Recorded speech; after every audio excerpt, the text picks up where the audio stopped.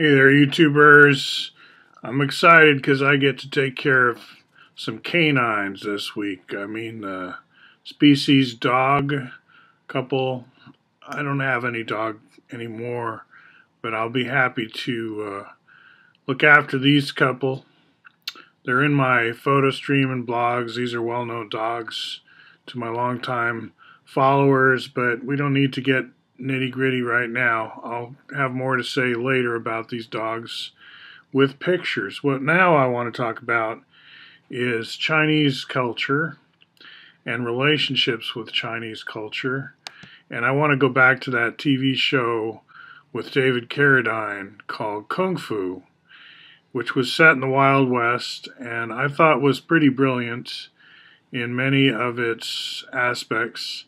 And I think, the exercise here is pick a culture, any culture, like you could pull it out of a deck of cards, and then you try to, as an exercise again, think of all the most positive associations that you're able to conjure with regard to that particular culture.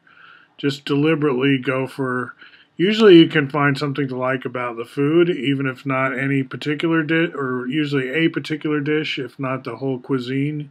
You can single one or two things out. Usually there's a colorful religious cult of some kind. There's going to be some handsome people. There's going to be something you're going to be able to like. And that's always a good exercise. So with the Chinese, I would say a lot of it is, okay, two things now. I think respect for infrastructure is an emerging meme, like a respect for Chinese competence at creating infrastructure.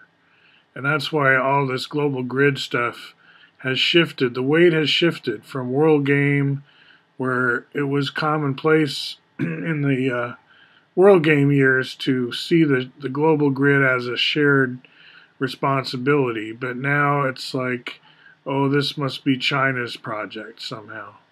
And I think that just comes from kind of more goofing off in some parts of the world where it's not about investment in the long term, but that's not any one particular ethnicity, I want to say, that thinks in the long term. I think we draw from every ethnicity our long-term investment banker, science fiction creator, writer, inventor types, whatever it is.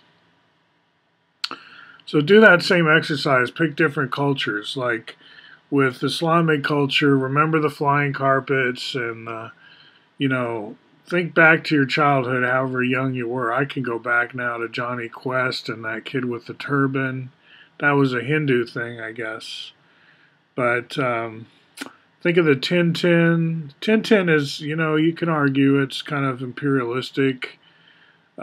He's like the white kid of privilege throughout.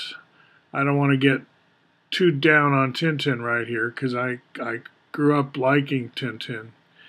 But Anthropology through comics, underground comics, overground comics, any kind of comics, manga, anime, you can learn a lot about cultural interfaces, right? Like one of my jobs in Portland was to help mediate ethnic tensions between Latinos and Asian groups. So there were really no whites involved. The whites were neutral. It's like there's that problem, there's white racism, there's whatever the whites' problems are. But here we are in high school, and it's the Latinos we're suspicious of and vice versa. And let's work on that relationship. So the idea that racisms go every which way, and there's so many of them, thousands, and it's a privilege to work sometimes on any of them.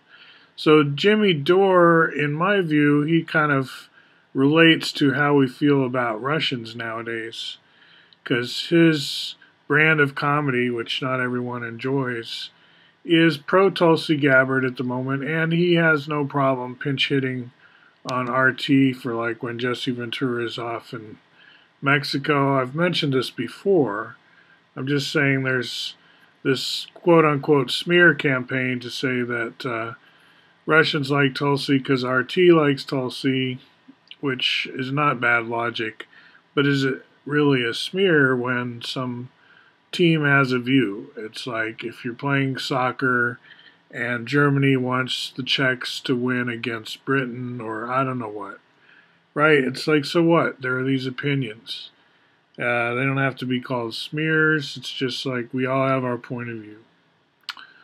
So anyway, back to China, I just wanted to say respect for martial arts as teaching that violence is unnecessary if you are truly skilled, right? If things break out into ugly violence, well, there wasn't enough skill in the room. It's too bad. But a sign of high skill is things stay smooth and, the pond is clear and unruffled or whatever. It's like you hope you have somebody like this guy Kane.